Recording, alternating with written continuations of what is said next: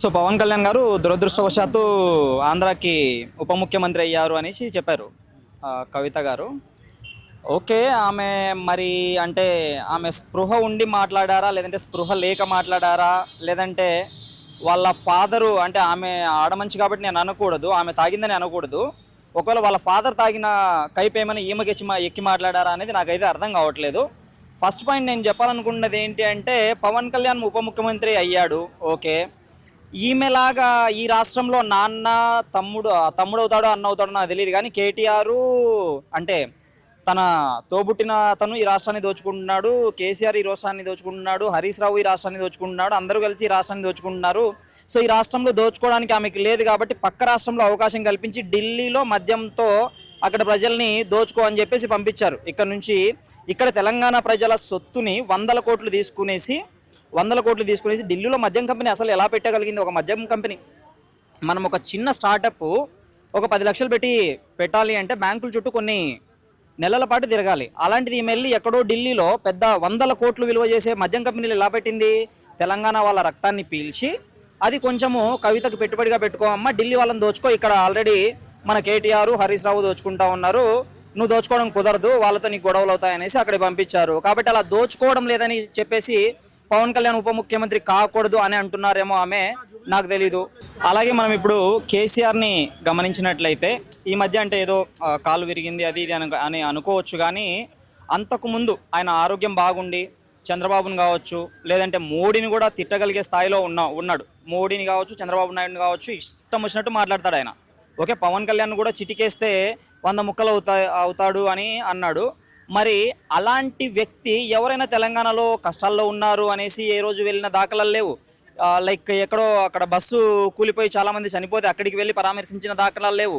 ఎక్కడ ఏ పరామర్శ చేయనటువంటి కేసీఆర్ కావచ్చు, కేసీఆర్ కుటుంబంలో కవిత కావచ్చు, హరీష్ రావు కావచ్చు, లేదంటే కేటీఆర్ కావచ్చు. కేటీఆర్ ఏం చేశాడు? ఏ రోజు కూడా ఆ మైక్ ముందు కాస్త 4 ఇంగ్లీష్ ముక్కలు మాట్లాడతాడు తప్ప ఏ రోజు కూడా ఎక్కడికి పరామర్శకి వెళ్ళలేదు. ఓకే, అలాగే తెలంగాణ వాళ్ళ సొమ్ముని సమంత కావచ్చు, లేదంటే ఇంకొకరు కావచ్చు వాళ్ళకి అంటే బాగా అందమైన హీరోయిన్లకు అందరికీ కూడా యాడ్స్ ఇస్తూ తెలంగాణ వాళ్ళ సొమ్ముని దుబారా చేసినాడు. కాబట్టి కేటీఆర్ని కావాలి అంటే దురదృష్టవశాత్తు మంత్రి అయినాడు అని చెప్పచ్చు. ఓకే, ఇంకా కేసీఆర్ అయితే అసలు ఏదో జరుగుతుంది ధనిక రాష్ట్రం అని చెప్పినాడు. ధనిక రాష్ట్రం అని చెప్పేసి 10 ఏళ్లలో ఏం చేశాడు? 10 ఏళ్ల తర్వాత ఈరోజు చూసుకుంటే గవర్నమెంట్ ఉద్యోగస్తులకు జీతం ఇవ్వలేని పరిస్థితికి తెలంగాణ వచ్చింది. అంటే ధనిక రాష్ట్రాన్ని కేసీఆర్ ఏం చేశాడు? అడుక్కు తినేలాగా చేసినాడు. అంటే అర్థం ఏంటి అంటే దురదృష్టవశాత్తు కేసీఆర్ ముఖ్యమంత్రి అయినాడు.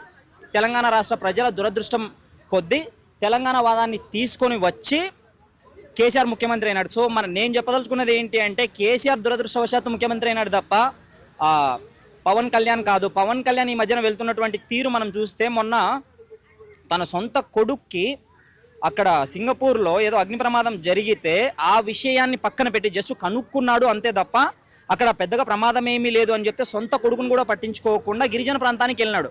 అలాంటి వ్యక్తిని దురదృష్టవశాత్తు ముఖ్యమంత్రి అయినాడు అని అంటున్నారు అంటే వాళ్ళ అక్కసు భరించలేకపోతున్నారు, వాళ్ళు ఆ అక్కసని భరించలేకపోతున్నారు.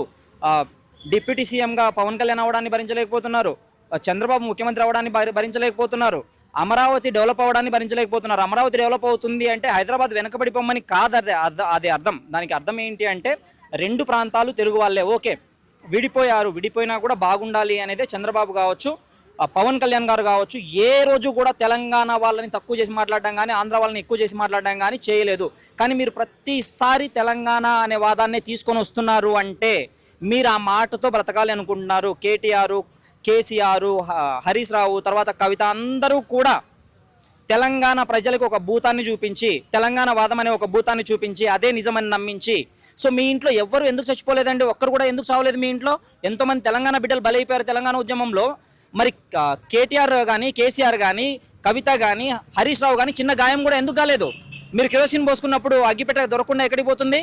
ఎందుకు దొరకలేదు? అంటే మీరు డ్రామాలు ఆడుతూ తెలంగాణ బిడ్డల్ని నాశనం చేసి మీరు మాత్రం కొన్ని వందలు వేల కోట్ల ఆస్తి సంపాదించుకున్నారు. మీరు పెట్టుకున్న వాచ్ ఈరోజు కోట్ల ఆస్తుల్లో ఉంది అంటే తెలంగాణ ప్రజల దురదృష్టం. వాళ్ళ దగ్గర నుంచి దోపిడీ చేసి మీరు ముఖ్యమంత్రులుగా, ఉప ముఖ్యమంత్రులుగా, మంత్రులుగా రాష్ట్రాన్ని నేలుతున్నారు. కాబట్టి నేను చెప్పేది ఏంటి అంటే దురదృష్టవశాత్తు పవన్ కళ్యాణ్ ఉప ముఖ్యమంత్రి కాలేదు. దురదృష్టవశాత్తు 10 ఏళ్ళు తెలంగాణ వాదాన్ని అడ్డం పెట్టుకొని తెలంగాణని మొత్తంగా ధనిక రాష్ట్రం అంటూ చెప్తూ ఈరోజు గవర్నమెంట్ ఉద్యోగస్తులకు జీతాలు ఇవ్వడానికి తెలంగాణలో భూములు నమ్మే పరిస్థితికి 10 ఏళ్లలో కేసీఆర్ తీసుకొని వచ్చినాడు అనేది వాస్తవం.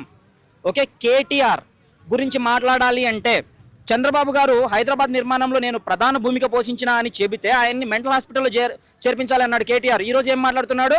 తెలివిగా ఇండైరెక్ట్గా హైదరాబాద్ నేనే కట్టినా అన్నట్లు మాట్లాడుతున్నాడు. ఎక్కడో హైదరాబాద్లో వీడియో తీస్తే అంట బెంగళూరు అని చెప్తే ఈడికి కోపం వచ్చిందంట. అంటే ఈడు హైదరాబాద్ కట్టాడు అని అందరూ అనుకోవాలి. వీళ్ళు కట్టారా హైదరాబాదు? మరి చంద్రబాబు అట్లీస్ట్ సైబరాబాద్ నిర్మాణంలో పునాదిని వేసింది చంద్రబాబు. కనీసం అది ఆయన చేశాడు. ఆయన వేసిన పునాదులు, ఆయన కట్టిన గోడలకి పెయింటింగ్ వేసిన మీకే అంతుంటే అంత గొప్ప భూమికను, ఒక గొప్ప ఆదాయ వనరుని తెలంగాణ ప్రజలకు ఇచ్చిన చంద్రబాబుకి ఎంత ఉండాలి? ఓకే, అలాగే మీరు చెప్తున్నటువంటి మాటలు ఇంకా మనం గమనించినట్లయితే ఇప్పటికీ కూడా చంద్రబాబు కనీసం బాత్రూమ్కి వెళ్ళినప్పుడు కూడా మీ గురించి తలుచుకోవడం అనుకుంటాను నాకు తెలిసి. మీరు మాత్రం 24 గంటలు చంద్రబాబుదే పట్టుకొని ఉంటారు. కేటీఆర్ కావచ్చు, కేసీఆర్ కావచ్చు, కవిత కావచ్చు, హరీష్ రావు కావచ్చు, మీరందరూ కూడా 24 గంటలు చంద్రబాబుదే పట్టుకొని ఉంటారు. నాకు తెలిసి చంద్రబాబు బాత్రూమ్కి పోయినప్పుడు కూడా మీ పేర్లు తలుచుకోరేమో. అంతగా ఎందుకు తలుచుకోవాల్సిన అవసరం వస్తూ ఉంది అనేది ఒకసారి ఆలోచించుకోవాలి. అసలు వేరే రాష్ట్ర రాజకీయాల గురించి మాట్లాడాల్సిన అవసరము మీకు లేదు. మీరు చేస్తున్నది కేవలం తెలంగాణ వాదాన్ని మళ్ళీ ఎలాగైనా సరే బలపరిచి మళ్ళీ తెలంగాణని ఇంకో 10 ఏళ్ళు మొత్తంగా దోచేసి తెలంగాణ ప్రజలు అడుక్కు తినేలా చేయాలి. ఇప్పుడు గవర్నమెంట్ ఉద్యోగస్తులకు మాత్రమే జీతాలు ఇవ్వలేని పరిస్థితి ఉంది. కాళేశ్వరం ఎంత మాత్రం కట్టావో తెలుసు. 1,00,000 కోట్లు పెట్టిన కాళేశ్వరము కనీసం 10 ఏళ్ళు కూడా సరిగ్గా లేకుండా బీటలు వారుతుందంటే నువ్వు, నీ చెంచాలు ఇంకొందరు ఉన్నారు, వాళ్ళందరి పేర్లు నాకు అనవసరము. ఓకే, ఎంతగా దోచుకున్నారో మీకే తెలియాలి. మీ విజ్ఞతకే వదిలేస్తున్నాను. కవిత గారు ఇంకోసారి అలాంటి మాటలు మాట్లాడకుండా ఉంటే మంచిది అనేది నా అభిప్రాయం. భవిష్యత్తులో పవన్ కళ్యాణ్ భవిష్యత్తులో మా జనసేన తెలంగాణలో ఎలా ఉండబోతుంది? సో జనసేన నేను చెప్పదలుచుకున్నది ఏంటి అంటే అండి, ఇప్పటి వరకు పవన్ కళ్యాణ్ భవిష్యత్తులో ఎలా ఉంటారు అనేది నేను చెప్పలేను. కానీ అక్కడ చంద్రబాబు నాయకత్వంలో డిప్యూటీ సీఎంగా పవన్ కళ్యాణ్ గారు కావచ్చు, అలాగే చంద్రబాబు అంటే ముఖ్యమంత్రి కొడుకుగా లోకేష్ గారు కావచ్చు, వాళ్ళు ఇచ్చిన అధికారాన్ని అహంకారంతో తీసుకోవడం లేదు. వాళ్ళు ప్రజల్లోకి వెళ్తున్నారు. ఓకే, మనకి ఇక్కడ జనసేన తెలంగాణలో పెట్టచ్చు, లేదంటే ఇండియాలో మొత్తంలో ఎక్కడైనా పెట్టచ్చు. ఎక్కడ పెట్టినా కూడా ఒక్కసారి పవన్ కళ్యాణ్ ఎలా వెళ్తున్నారు, డిప్యూటీ సీఎం అయ్యాక సమస్యల్ని ఎలా పరిష్కరిస్తున్నారు, ముఖ్యమంత్రి దగ్గర నుంచి మారుమూల ప్రాంతాలకు రోడ్లు ఎలా వేయిస్తున్నారో, వాళ్ళకి మౌలిక సదుపాయాలు ఎలా కల్పిస్తున్నారు అనేది ఒక్కసారి కనుక వేరే రాష్ట్ర ప్రజలు తెలుసుకుంటే ఈ తెలుగు రాష్ట్రమైనటువంటి తెలంగాణలో మాత్రమే కాదు, వేరే ఏ రాష్ట్రంలో అయినా సరే జనసేన లాంటి పార్టీని ఇప్పుడున్న సిద్ధాంతాలతోనే ఇప్పుడున్న విధంగానే పవన్ కళ్యాణ్ నడిపిస్తే ఖచ్చితంగా ఆదరిస్తారు. Not just in Telangana, in any state in India people will accept Janasena party as their regional party once they enter into any state.